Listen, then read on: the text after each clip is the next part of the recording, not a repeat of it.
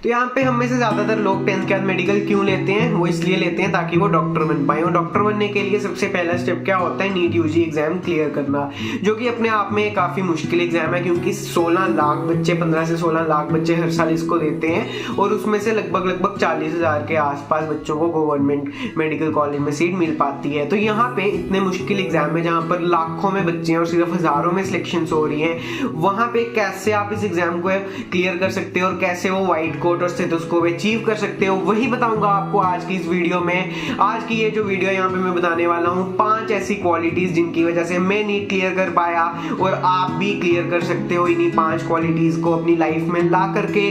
तो गाइस बिना किसी देरी के इस वीडियो को शुरू करते हैं।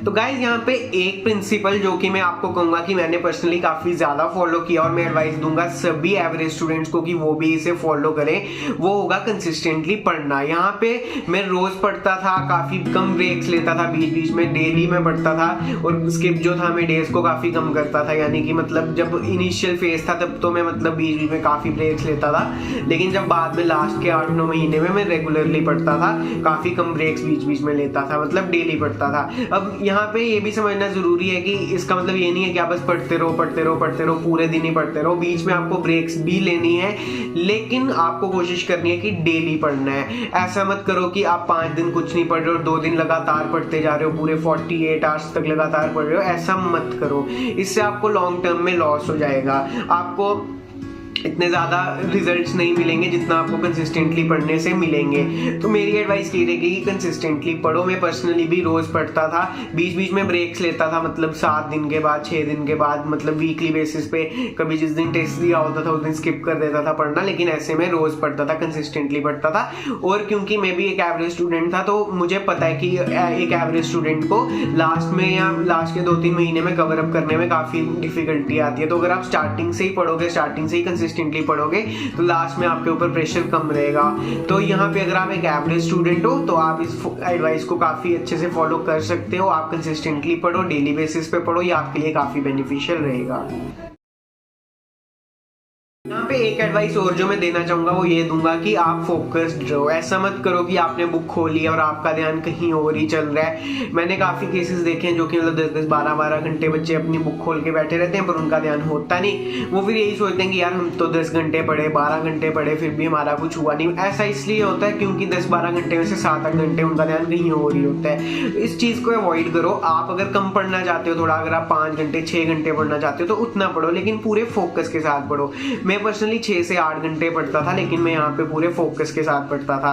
बीच बीच में थोड़ा बहुत फोकस इधर उधर हिलना आम बात है, लेकिन फिर भी मोस्ट ऑफ द टाइम आपको ये जरूरी है कि आप फोकस्ड रहो। यहाँ पे जरूरी नहीं है कि आप 10 घंटे पढ़ो, 12 घंटे पढ़ो। यहाँ पे जरूरी है कि चाहे आप 8 घंटे पढ़ो लेकिन पूरे फोकस के साथ पढ़ो। तो यहाँ पे आपको अपना फोकस बनाए रखना है और यही मेरी आपको दूसरी एडवाइस होगी।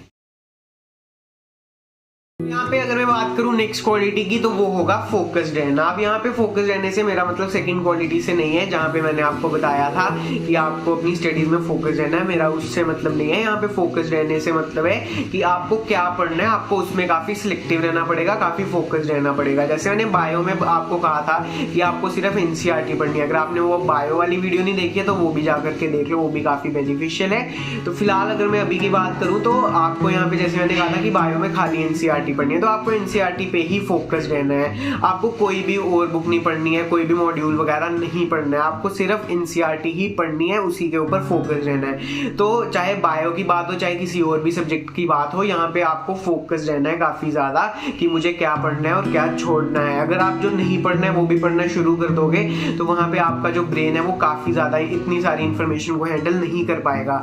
तो मेरी आपको यही एडवाइस रहेगी। और यही एक और क्वालिटी जो मेरे को लगता है कि जिसने मेरी काफी हेल्प की नीट क्लियर करने में, वो ये थी कि मैं फोकस्ड रहा। और मैं सभी एवरेज स्टूडेंट्स को ये कहना चाहूंगा कि आप भी फोकस्ड रहो, क्योंकि एक एवरेज स्टूडेंट के लिए फिर वो बहुत सारी इंफॉर्मेशन हैंडल करना मुश्किल हो जाता है। तो आप फोकस्ड रहो, सिलेक्टिव चीजें पढ़ो और कोशिश करो कि जितना ज्यादा नीट ओरिएंटेड हो उतना ज्यादा ही आप उसे पढ़ें अगर आप नीट एग्जाम क्लियर करना चाहते हो।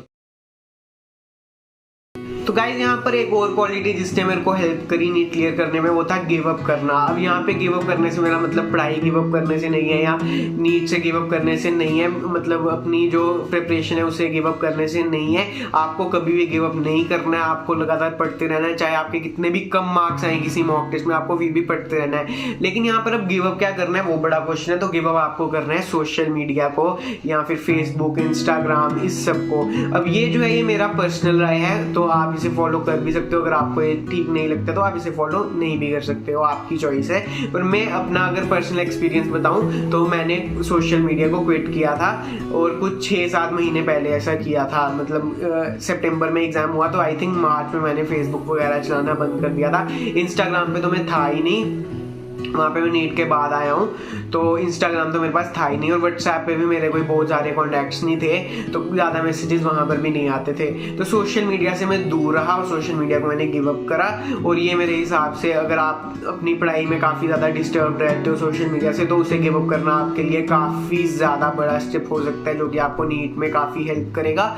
अब ये बिल्कुल मेरा अपना एक्सपीरियंस है, अपना मुझे लगा कि उससे मुझे काफ़ी हेल्प मिली, मुझे ऐसा पर्सनली लगता है, तो मैंने आपके साथ भी शेयर कर लिया। आप खुद काफ़ी समझदार हो, आप जानते हो आपके लिए क्या सही है क्या गलत है। तो आप सोशल मीडिया अगर आपको इतना ज़्यादा हार्म नहीं कर रहा है तो आप उसे यूज़ कर सकते हो। लेकिन पर्सनली मुझे लगता है कि मैंने सोशल मीडिया को गिव अप किया, उससे मुझे काफ़ी हेल्प मिली। अब यार यहाँ पे मैंने आपको काफ़ी पॉइंट्स बताए कि कंसिस्टेंटली पढ़ो और यहाँ पे मतलब फोकस्ड रहो पढ़ने में और अपना मटेरियल में, और इसके अलावा ये भी बताया कि यहाँ पे सोशल मीडिया को क्विट करो। तो ये 4 क्वालिटीज़ तो थी जो मेरे पास थी, जिनकी वजह से मैं नीट क्लियर कर पाया। लेकिन अगर मैं बात करूँ अपनी 5th क्वालिटी की, वो मेरी क्वालिटी नहीं है, पर एक ऐसी चीज़ जो मेरे पास थी वो था काफ़ी अच्छा फ्रेंड। अब यहाँ पे ये जो है ये काफ़ी कम लोगों के पास वो इतने ज़्यादा नसीब वाले होते हैं कि उन्हें अच्छा फ्रेंड मिल पाए। तो मेरा एक फ्रेंड था इफनान मीर उसका नाम है, उसने भी नीट दिया था। तो यहाँ पे उसके 565 मार्क्स आए और वो भी एक डिसेंट कॉलेज एक्सपेक्ट कर रहा है। तो यहाँ पे उसके साथ पढ़ते हुए काफ़ी बार मैं गलत ट्रैक पे जाने से बच गया।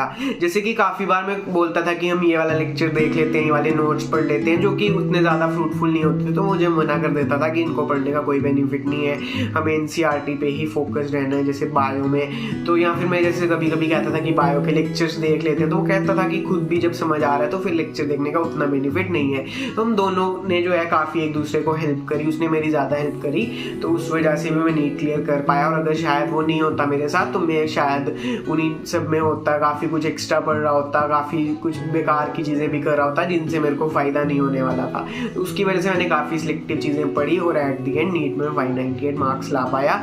मेरी इन मार्क्स का जो काफ़ी ज़्यादा क्रेडिट है वो उसी को जाता है। तो चैट में इफनान ओपी लिख दो।